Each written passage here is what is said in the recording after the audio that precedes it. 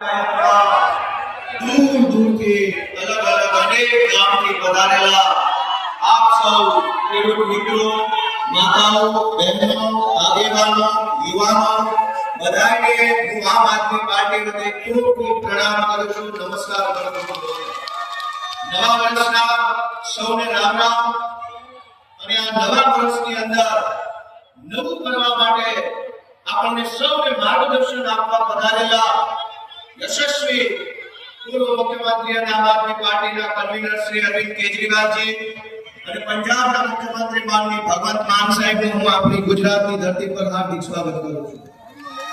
દોસ્તો, આજે આપણે અહીંયા ગુજરાત ભરના ખેડૂતોના પ્રશ્નોનું ચિંતન કરવા, એ પ્રશ્નોને વિધાનસભા સુધી પહોંચાડવા માટેની રજૂઆત કરવા અને 2027માં ખેડૂતોની સરકાર બને એવો સંકલ્પ લેવા માટે એકઠા થયા છે. ત્યારે ખેડૂતો વતી લડતા લડતા, અવાજ ઉઠાવતા પડદાબાજોની સામે અવાજ ઉઠાવતા જેલમાં ગયેલા આપણા સાથી શ્રી રાજુભાઈ કરપડા, શ્રી પ્રવીણભાઈ રાવ, શ્રી રાજુભાઈ જોરખતરિયા, શ્રી રમેશભાઈ મેર, શ્રી પિયુષભાઈ પરમાર અને એવા અનેક ખેડૂતો જે જેલમાં છે એને આપણે આજે યાદ કરીએ છીએ અને એમને સલામ કરીએ છીએ કે એમણે આવી સરસ મજાની હિંમત કરી દોસ્તો.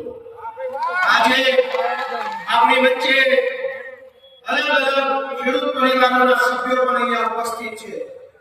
જે ખેડૂતો અત્યારે જેલમાં છે એમના પરિવારના સભ્યો આપણી વચ્ચે હાજર છે.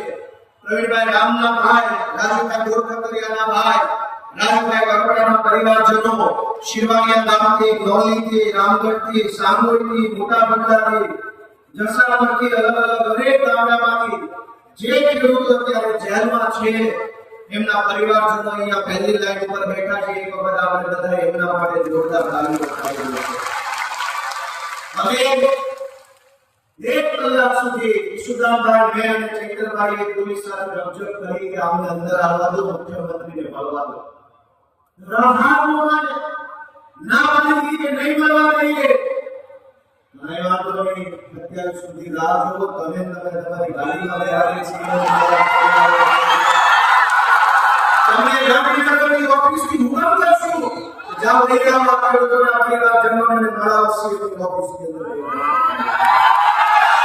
દોસ્તો, આ મંચ પરથી એક વાત મારે કહેવી છે કે આ મંચની ઉપર યુવરાજસિંહ રેખા કે સામે એ યુવાનો માટે લડતા હતા, પેપર ફૂટે છે એના વિરોધમાં લડતા હતા. જેમની ઉપર 307 લાગી. આ ચંદ્રભાઈ વસાવા રેખા છે, આદિવાસી સમાજ માટે લડતા હતા, એમના ઉપર 307 લાગી. આ લાઈનની અંદર અહીંયા મયુરભાઈ સાકરિયા રેખા છે, એ ખેડૂતો માટે લડતા હતા, એમના ઉપર 307 લાગી. રવિભાઈ રામ ઇકો ઝોન માટે લડતા હતા, એમના ઉપર 307 લાગી. રાજુભાઈ કરપડા ઉપર 307 લાગી. અમારા બધા ઉપર 307 લગાડી છે. પણ ગુજરાત ભરના ખેડૂતો, અમારા માવતરોને વિનંતી કરીએ છીએ કે એક વખત તમે જો આશીર્વાદ આપો ને તો આખી ભાજપ પાર્ટીને 420 માં બંધ કરી દો. અમારી ઉપર 307 છે એ જનતા માટે કરવાની છે અને તમે જે જનતાના ખિસ્સા પડદા કરીને કાપા છે એને 420 કરવા માટે થઈને આ પાર્ટી